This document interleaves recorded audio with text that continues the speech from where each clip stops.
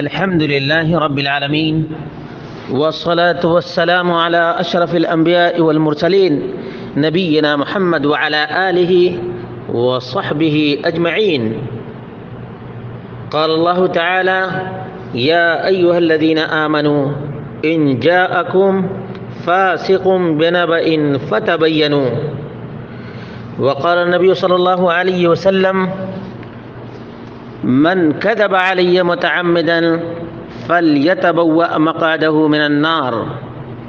برادران اسلام، دینی اور ملی بھائیوں، دوستوں اور ساتھیوں، یہ ماہ مبارک رمضان کا مہینہ ہے اور اس مہینے میں بہت سے اچھے کام بھی ہوتے ہیں اور کچھ نبی کے نام پر نبی کی طرف منسوب کر کے غلط روایات بھی بیان کی جاتی ہیں. اور انہی روایات میں سے ایک یہ ہے کہ ایام رمضان کے لیے خاص دعائیں کرتے ہیں، خاص دعائیں، جبکہ اس ماہ مبارک کو 3 دہائیوں میں تقسیم کرتے ہیں. پہلا جو عشرہ ہے اس کو رحمت، دوسرا عشرہ مغفرت اور تیسرا عشرہ نجات، عتق من النار. کیا اس طرح سے رمضان کے مہینے کو 3 حصوں میں تقسیم کرنا صحیح ہے؟ پہلے اس کا جائزہ لے لیتے ہیں. چنانچہ بیان کرنے والے بیان کرتے ہیں کہ وَهُوَ شَهْرٌ أَوَّلُهُ رَحْمَةٌ وَوَسَطُهُ مَغْفِرَةٌ وَآخِرُهُ عِتْقٌ مِّنَ النَّارِ. آپ کو معلوم ہونا چاہیے کہ یہ روایت نہایت ہی منکر ہے، ناقابل قبول ہے اور ناقابل استدلال بھی ہے اور ناقابل عمل بھی ہے. کیوں؟ اس لیے کہ یہ روایت علی بن زید بن جدعان سے مروی ہے عن سعید بن المسیب عن سلمان الفارسی قال خطبنا رسول اللہ صلی اللہ علیہ وسلم آخر یوم من شعبان، کہ اللہ کے رسول صلی اللہ علیہ وسلم نے شعبان کے آخری دن یہ خطبہ دیا کہ رمضان کا مہینہ ہے، اس کا پہلا عشرہ رحمت، دوسرا عشرہ مغفرت اور تیسرا جہنم کی آگ سے نجات. میرے بھائیوں، یہ نہایت ہی منکر روایت ہے. کیوں؟ کیونکہ اس میں علی بن زید بن جدعان ہے.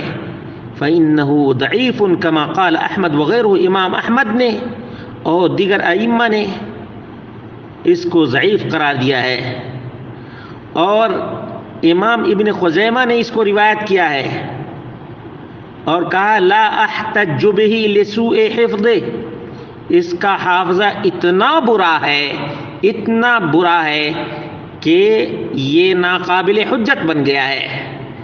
جب یہ 3 حصے رمضان مبارک کے کرنا درست نہیں ہے تو کیا تینوں عشرہ کے لیے الگ الگ دعائیں، جیسا کہ اس پوسٹ میں الگ الگ دعائیں بیان کی گئی ہیں، پہلا عشرہ رحمت، رب اغفر وارحم وانت خیر الراحمین، یقیناً یہ دعا کر سکتے ہیں، جب چاہیں تب کر سکتے ہیں، بالکل اچھی دعا ہے، بہترین دعا ہے، بہترین اس کے معنی ہیں. لیکن کیا مطلب اس کو پہلے عشرہ کے لیے خاص کرنا چاہیے؟ خاص کرنے کے لیے دلیل چاہیے محمد مصطفیٰ سے کہ نبی اکرم صلی اللہ علیہ وسلم نے پہلے عشرے میں یہ دعا کی ہے. اس کی کوئی دلیل نہیں. مسلمانوں، اللہ رب العالمین نے تم کو کہا ہے کہ جب بھی تم کو کوئی خبر ملے اس کی تحقیق کر لیا کرو. تحقیق نہ کرنے کا نتیجہ ہے کہ ایسی روایتیں ہمارے سماج اور ہمارے معاشرے میں بالکل پھیلی ہوئی ہیں. دوسرے عشرہ کی جو دعا بیان کی جاتی ہے وہ جانتے ہیں کون سی؟ استغفر اللہ ربی من کل ذنب واتوب الیہ. یہ دعا بھی بہت اچھی ہے، اس میں کوئی شک نہیں. لیکن کیا رسول اللہ صلی اللہ علیہ وسلم سے دوسرے عشرے میں یہ دعا پڑھنا ثابت ہے؟ نہیں. کوئی دلیل نہیں، کوئی ثبوت نہیں، کوئی برہان نہیں، کوئی پروف نہیں ہے. اس لیے مسلمانوں ہوشیار رہو، اس مہینے کا تقسیم نہ کرو. ویسے جتنی دعائیں چاہو، رمضان کا برکت والا مہینہ ہے، خوب دعائیں کرو، خوب دعائیں کرو، بغیر کسی تخصیص کے، بغیر کسی تعیین کے. اسی طرح سے تیسرا عشرہ نجات کا، اللہم انک عفو تحب العفو فاعف عنا، بالکل صحیح ہے، دعا کر سکتے ہیں، دعا کریں، اس میں کوئی شک نہیں. لیکن آپ اس کو 3 حصوں میں تقسیم نہ کریں، اور اس دعا کو صرف اسی کے لیے خاص نہ کریں، بلکہ دعائیں کرتے رہیں، خوب دعائیں کریں. آپ جانتے ہیں کہ اس میں جو تقسیم کی گئی ہے یہ بڑے ہی عیب کی بات ہے، افسوس کی بات ہے کہ اللہ کے رسول صلی اللہ علیہ وسلم نے ان چیزوں کو خاص نہیں کیا، 3 حصوں میں ڈیوائیڈ نہیں کیا، تقسیم نہیں کیا، اور ہم کر رہے ہیں. تو کیا ہم اپنے نبی سے آگے نہیں تجاوز کر رہے ہیں؟ اپنے نبی سے اوور نہیں جا رہے ہیں؟ مسلمانوں بات سمجھنے کی کوشش کرو کہ کون سی بات ہمیں نبی کی طرف منسوب کرنا چاہیے اور کس بات کی نسبت اللہ اس کے رسول کی طرف کرنی چاہیے اور کن باتوں کی نہیں کرنی چاہیے. یہ بات جاننا بہت ہی ضروری ہے.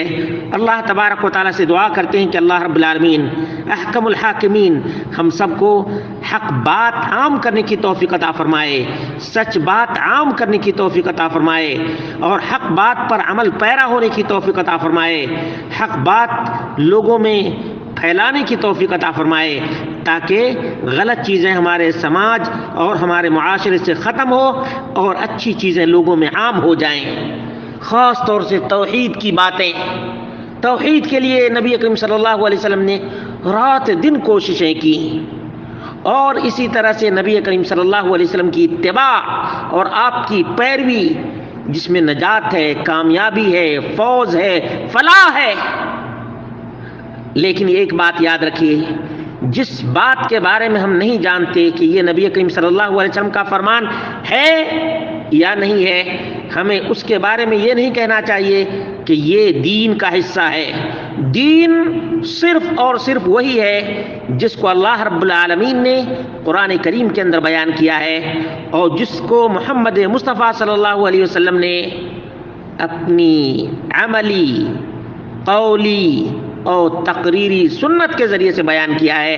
اللہ تبارک و تعالیٰ سے دعا کرتے ہیں کہ بار الہ ہم سب کو حق بات سیکھنے کی توفیق عطا فرمائے، اور حق بات کی پیروی کرنے کی بھی توفیق عطا فرمائے، اور حق بات عام کرنے کی بھی توفیق عطا فرمائے. اقول قولی هذا واستغفر الله لي ولكم ولسائر المسلمين والحمد لله رب العالمين.